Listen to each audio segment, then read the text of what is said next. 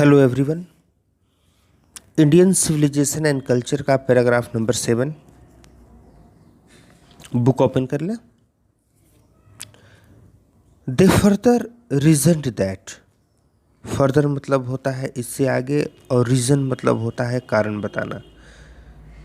Reasoned का प्रयोग किया गया है, दैट मीन्स की बातें जो हैं वो पास्ट टेंस की हैं। दे फर्दर रीजनड दैट, वो इससे आगे कारण बताते हैं कि क्या कारण बताते हैं। लार्ज सिटीज़ व स्नेयर, कि बड़े बड़े शहरों में जाल और फंदे थे। स्नेयर मतलब होता है जाल और फंदा। लेकिन वो आगे कारण किस चीज़ का बता रहे हैं। तो इससे पहले वाले पैराग्राफ में हम लोगों ने देखा था कि गांधी जी खुश रहने के कारण को बताते हैं, और कारण ये बताते हैं कि जो खुशी होती है वह मेंटल कंडीशन है, मानसिक स्थिति है। कोई व्यक्ति धनी है इसलिए वो खुश होगा, ऐसी बात जरूरी नहीं है।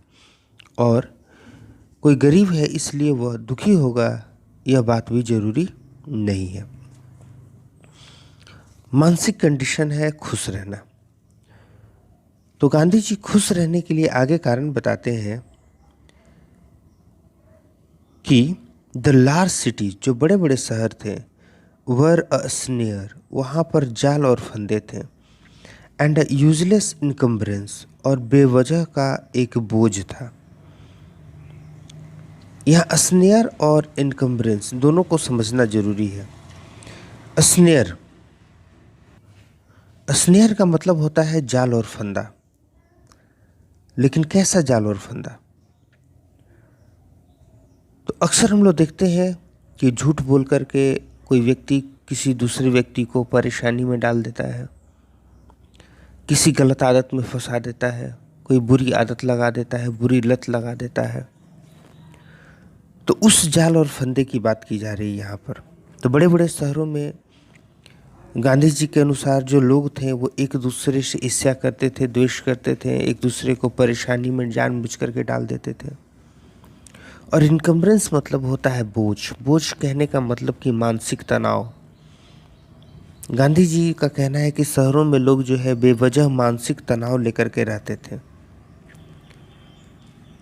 और आगे क्या बताते हैं, and that people would not be happy in them, और ऐसी स्थितियों में लोग खुश नहीं रहा करते थे। यानी कि जाल फंदों में फंस करके बेवजह मानसिक तनाव लेकर के शहरों में लोग खुश नहीं रहा करते थे। दैट, इस कारण से, इस वजह से, there would be gangs of thieves, शहरों में क्या होता था, चोरों का झुंड होता था।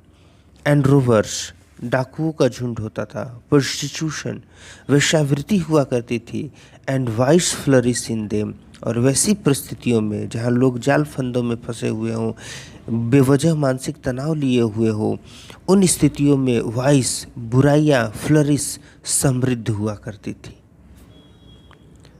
यानी गांधी जी कहते हैं कि अगर खुश रहना है तो खुश रहने के लिए शहर जो है वो सही जगह नहीं है, क्योंकि शहरों में बेवजह लोग जो है एक दूसरे को परेशानी में डाल देते हैं, मानसिक तनाव लेकर के रखते हैं, और उन स्थितियों में लोग खुश नहीं रहा करते हैं। और वहाँ चोर, डाकू, वेश्यावृत्ति होती है, वाइस फ्लरिश होता है, बुराइयाँ पनपती है। एंड और that poor man would be robbed by rich man, और वैसी स्थितियों में कहते हैं कि जो गरीब आदमी है वह धनी व्यक्तियों के द्वारा लूटा जाएगा। They were therefore satisfied with small villages। कहते हैं कि they were, इसीलिए वे लोग, यानी कि हमारे पूर्वज, इसीलिए हमारे पूर्वज satisfied, संतुष्ट थे, with small villages, छोटे गाँव में, छोटे छोटे गाँव में पूर्वज रहा करते थे और वे खुश रहा करते थे। उन्हें शहर में जाने की इच्छा नहीं थी, क्योंकि उस समय हमारे पूर्वज जानते थे कि शहरों की स्थिति क्या थी। 8 नंबर पैराग्राफ पर ध्यान दिया जाए। 8 नंबर पैराग्राफ में गांधी जी क्या कहते हैं, समझिए। दे सॉ दैट, उन्होंने देखा कि, दे का प्रयोग यहाँ हमारे पूर्वजों के लिए किया गया है। हमारे पूर्वजों ने क्या देखा, किंग्स एंड देयर सॉर्ट्स, जो राजा महाराजा थे, एंड देयर शॉर्ट्स, और उनकी जो तलवारें थी, तलवार कहने का मतलब कि उनकी ताकत, उनकी शक्ति। तो जो राजा थे और जो उनकी तलवारें थी, यानी कि जो उनकी शक्ति थी, वह इन्फीरियर, इन्फीरियर मतलब होता है गुण में निम्न होना। तो राजा और उसकी ताकत निम्न थी टू की अपेक्षा, किसकी अपेक्षा? द सॉर्ट्स ऑफ एथिक्स, जो नैतिकता की, जो नीति शास्त्र की तलवार थी, जो नीति शास्त्र की तलवार, ताकत समझना है यहाँ तलवार का मतलब, जो नीति शास्त्र की ताकत थी, उस ताकत की अपेक्षा राजा और उसकी ताकत इन्फीरियर थी, निम्न थी, गुण में निम्न थी।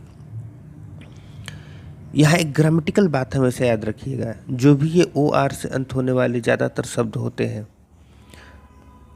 जैसे इन्फीरियर, सुपीरियर, जूनियर, सीनियर, इनका प्रयोग जब तुलना करने के लिए किया जाता है तो इनके बाद टू आता है, TO2, देन नहीं आता है।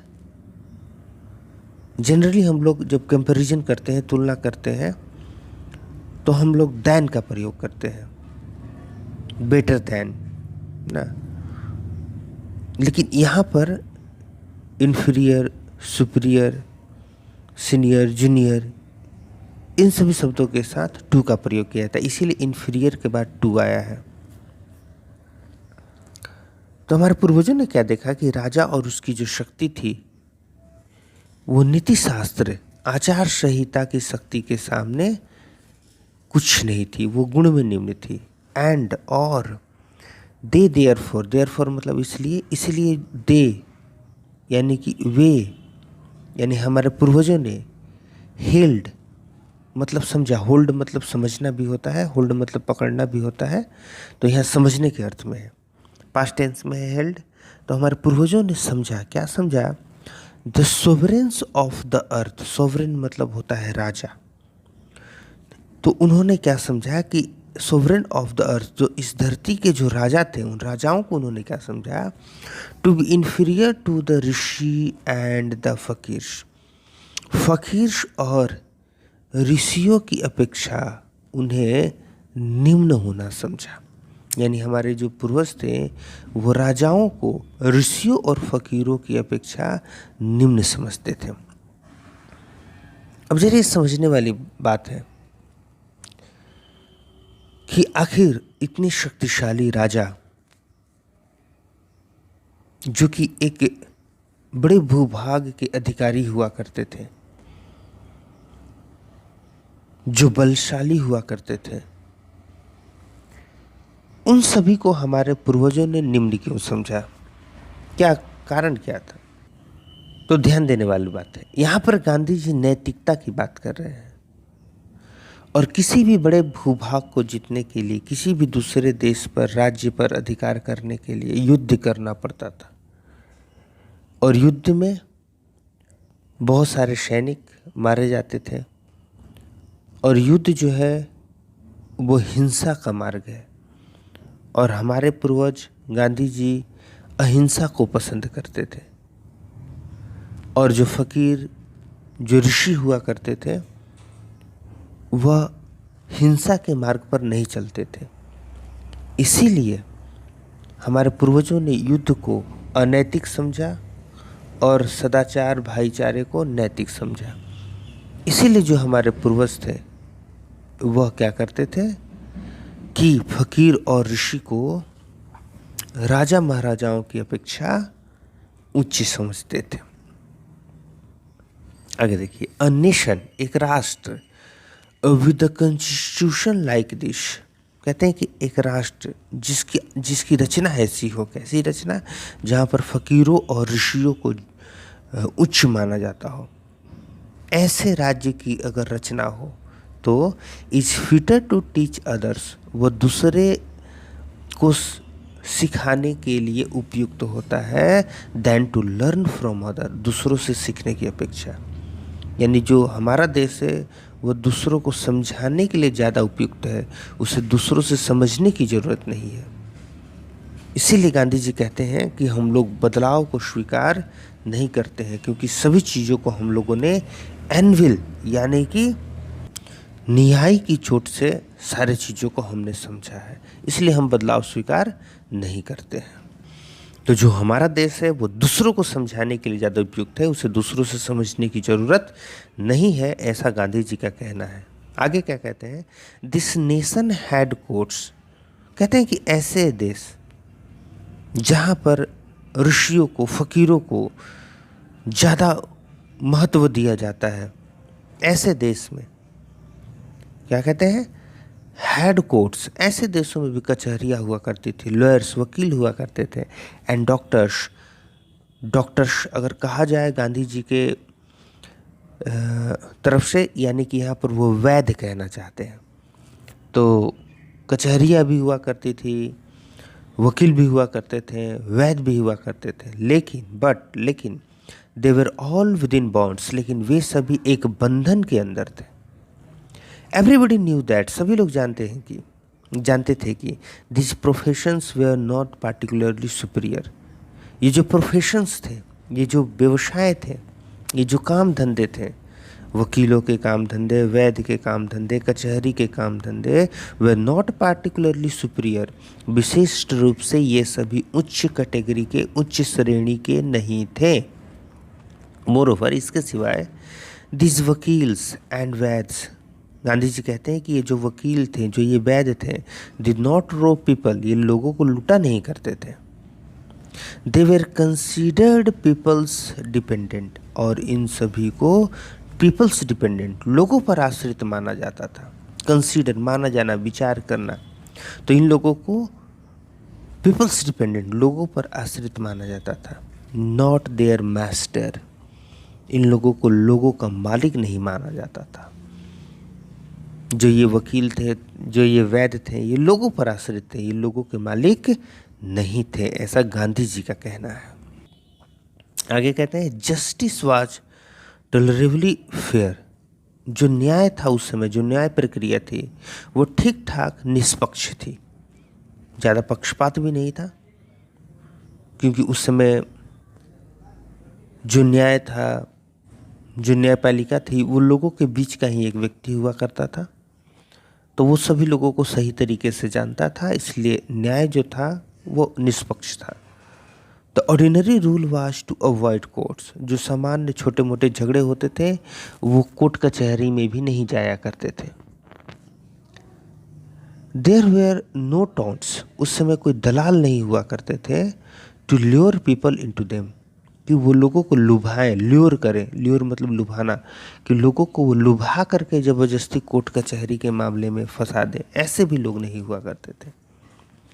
दिस एविल, ये जो बुराई है, लोगों को ज़बरदस्ती परेशानी में डाल देना, कोर्ट कचहरी में फंसा देना, टू वाज नोटिसेबल, वह भी देखा गया था, ओनली इन मतलब में, अराउंड मतलब चारों तरफ, कैपिटल्स मतलब राजधानियाँ, तो ऐसे लोगों को ज़बरदस्ती परेशानी में डाल देने वाली जो बुराइयां थी वो या तो राजधानी में या राजधानी के आसपास देखी गई थी, ऐसी परेशानियां गांवों में नहीं थी। The common people lived independently, सामान्य लोग स्वतंत्र रूप से रहा करते थे, and followed there agricultural occupation, वो अपने कृषि के कार्य में बिल्कुल मग्न रहा करते थे, कृषि के कार्य का अनुसरण किया करते थे। दे इंजॉयड ट्रू होम रूल, और वे लोग, हमारे पूर्वज लोग जो गांव में रहते थे, इंजॉयड ट्रू होम रूल, वो सच्चे गृह के शासन का आनंद उठाते थे, सच्चे घर का आनंद उठाते थे। ये जो लास्ट लाइन है, दे इंजॉयड ट्रू होम रूल, ये आप लोग के एग्जामिनेशन में ब्लैंक स्पेस के रूप में पूछा गया था।